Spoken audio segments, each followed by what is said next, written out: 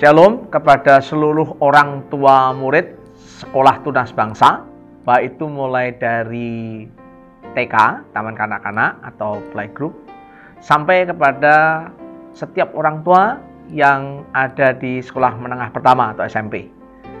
Saya mewakili para pemimpin yayasan, khususnya Pak Petrus Aryana dan tim kepimpinan untuk menyampaikan isi hati apa yang para pemimpin sedang pikirkan dan rasakan, khususnya kepada seluruh orang tua murid, Bapak Ibu Saudara sekalian. Nah, di dalam situasi pandemik Corona ini atau COVID-19, saya tahu ini bukan perkara yang mudah. Saya mengerti ini bukan perkara yang biasa, sangat luar biasa. Pandemik ini memberi dampak yang luar biasa, bukan hanya untuk kita, Sekolah Tunas Bangsa, Denpasar, Bali, Indonesia, bahkan bangsa-bangsa. Pandemik ini memberikan proses yang luar biasa untuk kesehatan. Memberikan dampak yang luar biasa bukan hanya kesehatan, bahkan sampai kepada proses kematian. Dan bukan hanya itu saja, memberi dampak kepada proses ekonomi. Dan kami melihat itu sangat terasa, khususnya kita yang ada di Denpasar, kita yang ada di kota pariwisata. Nah, Bapak Ibu Saudara sekalian, yang kelihatan aja begitu luar biasa, apalagi yang tidak kelihatan, yang kasat mata, ekonomi, kesehatan, yang tidak kelihatan menurut saya jauh lebih mengerikan. Kenapa? Saya melihat banyak ketakutan tentang kehidupan, tentang kematian, kekhawatiran, stres. Bahkan saya melihat berapa upload dari video, ada mereka yang sampai kena gangguan mental. Artinya sampai gila. Nah, itu baru proses rasa takut. Belum lagi rasa dengan situasi ini orang hidupnya ingin egoisme. Berpikir untuk diri sendiri, berpikir untuk kelompoknya sendiri. Bukan hanya egoisme, mereka bahkan mulai menyalahkan orang lain, menyalahkan lingkungan, yang lebih mengerikan menyalahkan Tuhan. Nah, dalam situasi ini saya ingin mengingatkan Bapak Ibu, sebagai Sekolah Tunas Bangsa, Sekolah Kristen Tunas Bangsa, saya ingin mengingatkan bahwa proses COVID ini sekali lagi bukan kemauan Tuhan atau rencana Tuhan. Tuhan tidak pernah merencanakan untuk memberikan maut, kematian, bahkan menyengsarakan. Alkitab mengatakan yang menyengsarakan, membunuh, dan membinasakan itu pekerjaan iblis. Tuhan memberikan rencana yang baik, Tuhan memberikan hal yang terbaik bagi setiap kita, khususnya mulai Roma 8:28, Dia memberikan yang terbaik bagi orang yang mengasihi Dia. Bahkan kalaupun ada hal-hal yang kurang baik, Nehemia 13 mengatakan, untuk itu bisa dirubah menjadi berkat. Nah, Bapak Ibu, saya percaya dengan kondisi ini, saya percaya ini seperti ujian yang Tuhan izinkan kepada setiap kita, walaupun itu bukan dari Tuhan.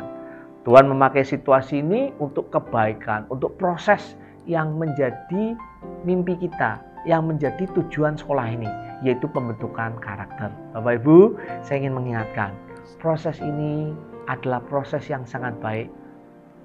Pandemi ini, COVID-19 ini, situasi ini dipakai Tuhan untuk menolong kita, anak-anak kita, bagaimana mereka bisa mempraktekkan karakter Kristus. Allah memakai untuk itu. Di dalam situasi ini ada dua hal yang bisa terjadi. Yang satu, kita merasa sebagai korban, victim. Yang satunya lagi, kita sebagai apa? Pemenang. Kita bersyukur dengan situasi ini kita bisa menjadi pemenang, bahkan lebih dari pemenang. Nah, karena itu saya ingin mengingatkan setiap orang tua, mari gunakan situasi ini untuk kebaikan proses pembentukan karakter anak-anak kita.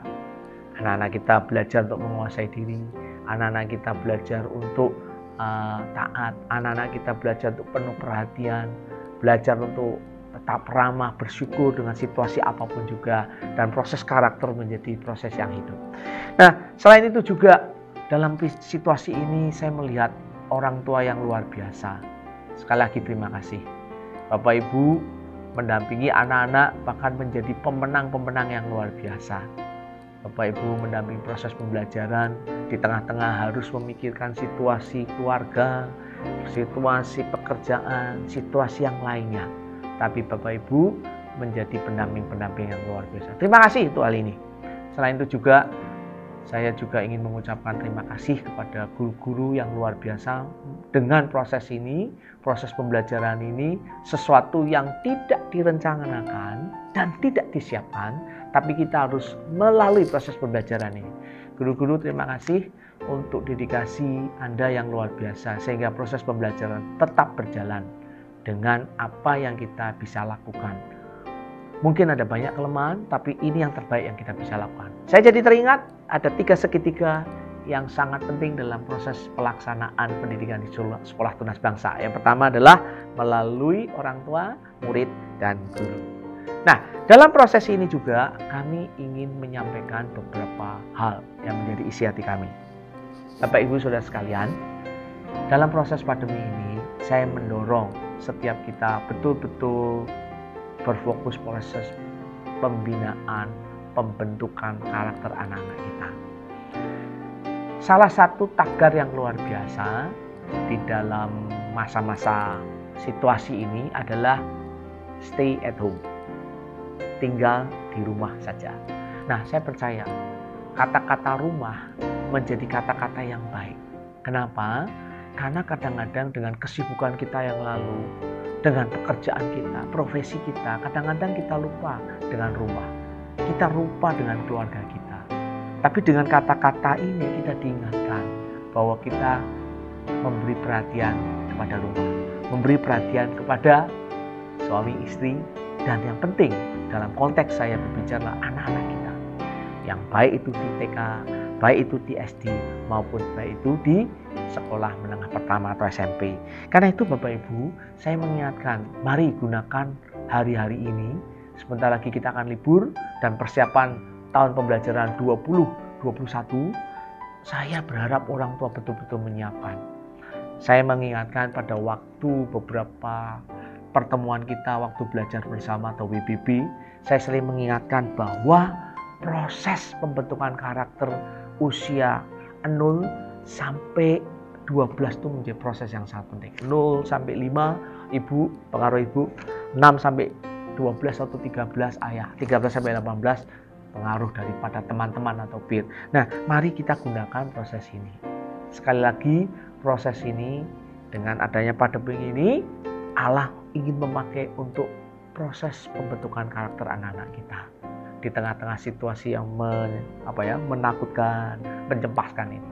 Nah, saya ingin mengingatkan, beberapa waktu yang lalu saya ingin mengingatkan bahwa orang tua tolong memperhatikan dengan prinsip kopi. Kopi itu apa? Tentang kasih, otoritas moral, tentang P-nya itu bicara tentang pengembangan potensi, dan identitas, I-identitas. Nah, Bapak Ibu, izinkan kami mengingatkan hal ini. Dalam proses seperti ini, mari kita mempraktekkan kasih.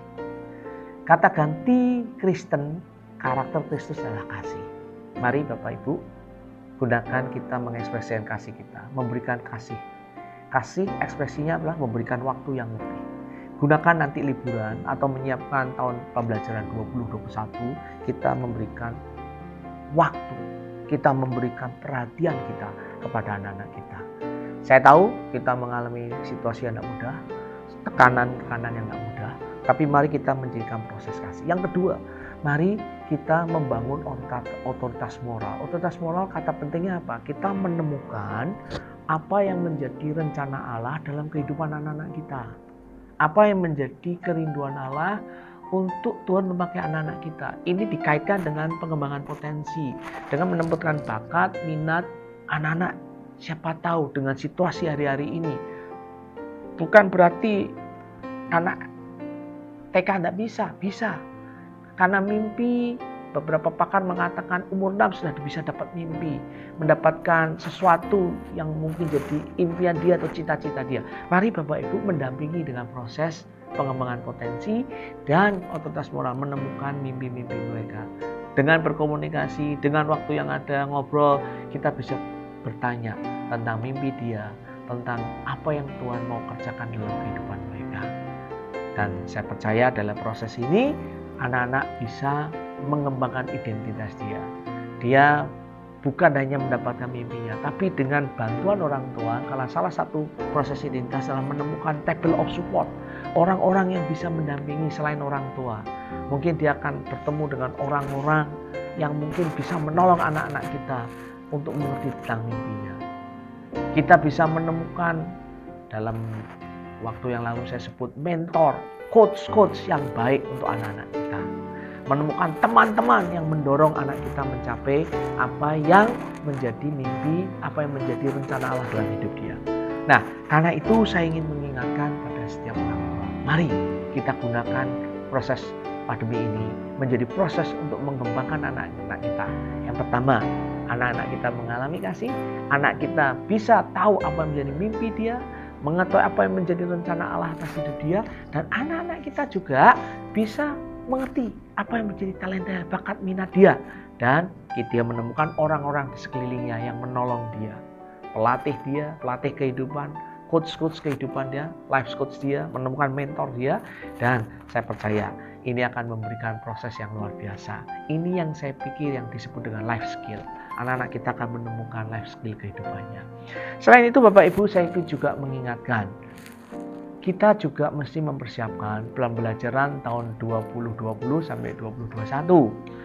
Saya dengan berat hati mengatakan, bisa-bisa untuk Juli tahun 20 ini belum tentu proses sekolah seperti yang kita harapkan. Artinya mungkin pembelajaran masih ada di rumah. Kalau pembelajaran masih di rumah, ya kita akan melakukan proses yang kita lakukan. Nah, kita akan coba memperbaiki proses. Tapi saya juga ingin mengingatkan, kalau proses ini juga nanti akan sekolah takapan atau masuk ke sekolah, kami sekolah juga ingin memberi informasi. Kami juga sedang mempersiapkan beberapa proses. Ada protokol kesehatan yang kita siapkan. Ada beberapa proses social distancing yang kita pikirkan. Ada beberapa proses mungkin masker, cuci tangan dan sebagainya. Nah, ini yang sedang kita persiapkan. Nah, terlebih daripada itu juga, kami dengan tim guru hari-hari ini sedang bekerja keras untuk menyiapkan jika proses pembelajaran tetap akan tinggal di rumah. Kita bekerja ada di rumah. Guru-guru sudah menyiapkan beberapa tutorial, persiapan pelajaran yang lainnya. Pembelajaran bukan hanya ingat, bukan hanya knowledge saja, bukan hanya ilmu pengetahuan, tapi pembelajaran karakter. Nah, di sini perlu orang tua terlibat. Sekali lagi Bapak Ibu, mari kita gunakan proses ini untuk pembentukan karakter. Bukan hanya anak-anak kita, sekali lagi bukan, melalui kehidupan kita, karakter kita yang dibentuk. Dengan sekolah, dengan guru, dengan pihak yayasan, dan melalui proses itu anak-anak kita dipersiapkan menjadi seperti Kristus. Anak-anak kita menjadi punya karakter Kristus yang menjadi mimpi kita, menjadi tujuan dari sekolah ini. Sekali lagi terima kasih Bapak Ibu Saudara sekalian, baik dari orang tua mulai dari taman kanak-kanak maupun SD, sekolah menengah pertama. Saya berharap kita bisa mendapatkan apa yang menjadi isi hati Allah untuk anak-anak kita, untuk orang-orang yang kita kasih. Tuhan Yesus memberkati.